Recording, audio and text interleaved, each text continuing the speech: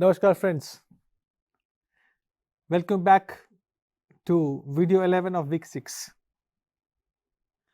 We will discuss about course confessions in this video. We'll talk about how linguistic red flags, psychological pressure and how courts detect false statements. We need to understand and we'll walk through when confessions speak but do not tell the truth. Yes, today we will examine one of the most troubling intersections of law, psychology and language, the phenomenon of coerced confessions. A confession is supposed to represent truth, but in reality, some confessions represent exhaustion. Some represent fear, some represent intimidation, some represent manipulation. And when a confession is coerced, language becomes the silent witness to that coercion. Friends, our task is to learn how linguistics uncovers the truth behind the truth. Let's understand the mechanism, the nuances, the concept of coerced confession. Friends, a coerced confession is a statement obtained not through voluntary truth telling, but through pressure. It can be psychological, it can be emotional, it can be environmental, or it can be physical. The suspect signs the confession not because the words reflect reality, but because the situation demands compliance. The key insight is this: language created under threat behaves differently from language created from memory. When you map these two, you clearly understand the difference. Let's understand the science behind coercion first. Why the mind gives up before truth does? Friends, human beings have a breaking point under extreme interrogation pressure, sleep deprivation, prolonged questioning, isolation, intimidation. All this, because of all these things, the cognitive clarity collapses. The individual enters a state of compliance, not communication. This compliance leaks into the confession's language. The flat tone, robotic phrasing, legal vocabulary suspiciously unfamiliar to the suspect, and unnatural sequencing. It is the situation where the mind stops producing narrative. It starts producing the obedience. Let's start with the first linguistic red flag. The vocabulary that the speaker would never use. Yes, I'm talking about one of the strongest indicators of coercion, that is linguistic mismatch. If a suspect normally says, I went, I saw, I hit, but the confession says, I hereby admit to committing the said offense with conscious intention, the mismatch is glaring.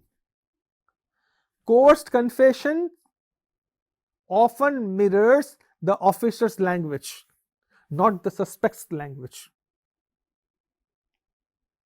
The confession sounds like it was written by the system, not by the speaker.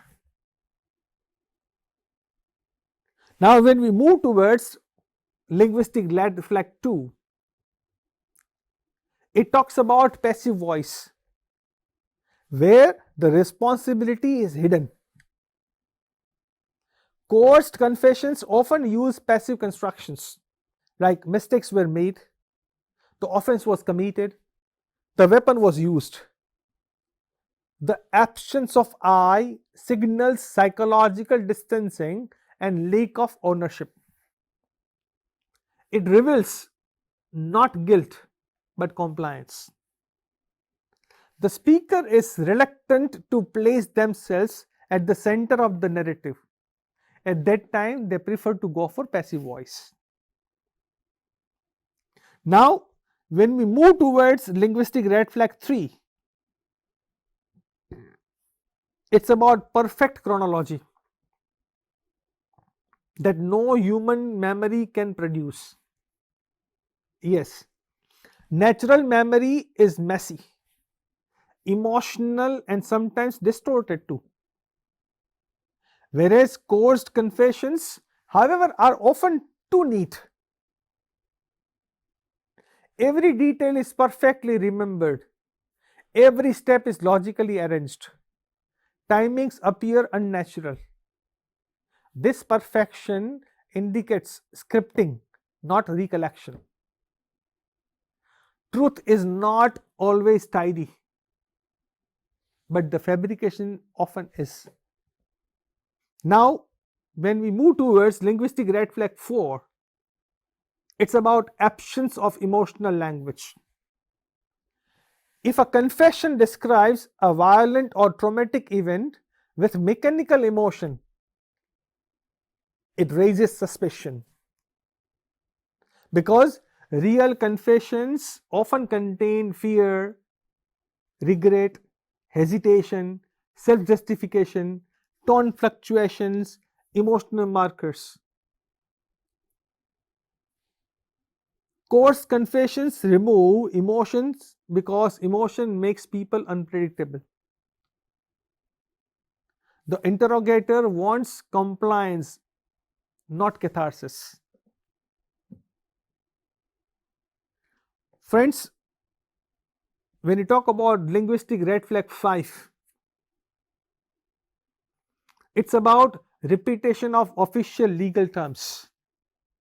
When a suspect uses legal terminology they have never used before, like common intention, culpable mental state, like unlawful entry, like criminal force. Friends, it often indicates that the confession mirrors statutory language.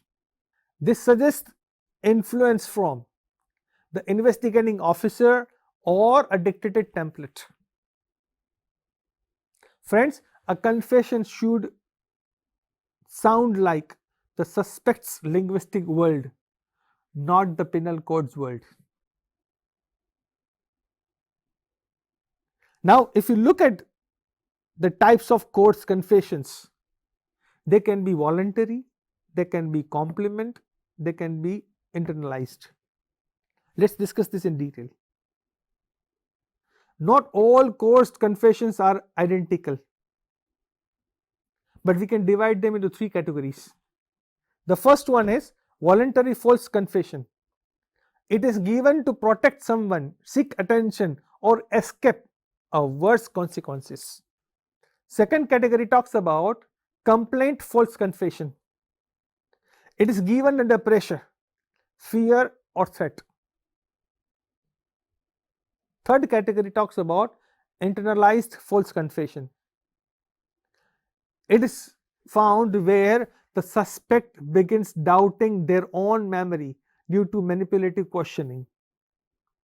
Internalized confessions show the most severe linguistic distortion, including confusion markers, apologetic tone, and narrative instability.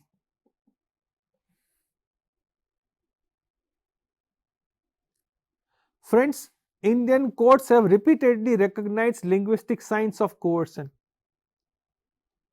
In the state of Punjab versus Barkatram, the Supreme Court emphasized that the confessions must be voluntary and free from influence.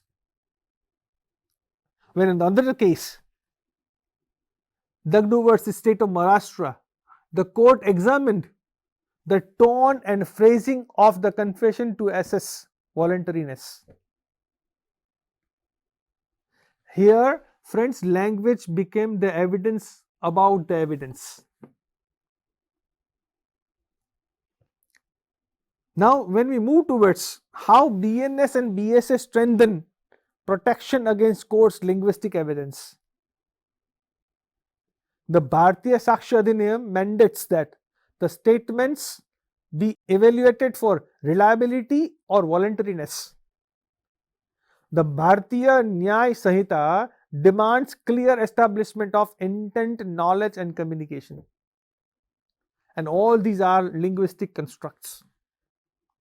This means a coerced confession not only violates due process but also violates linguistic integrity. Courts today analyze how something was said, not only what was said. Friends, forensic linguists protect justice by protecting language. Being a forensic linguist, your responsibility is profound. You protect individuals from being trapped by language that is not theirs. You help courts see patterns of coercion. You identify linguistic fingerprints that expose forced narratives. Not only that, you also safeguard the ethical heart of the justice system. Friends, coerced confessions show us how language can be used as a weapon, but also how language can rescue truth. I'm sure that you must have enjoyed this walkthrough, right? Because it was a very critical and sensitive topic. In the next video, when we close week 6 by exploring linguistic use of innocence, giving you a balanced understanding of both sides of forensic linguistic spectrum. So I'll see you there in the next video. Till then, stay tuned to the course. Thank you very much.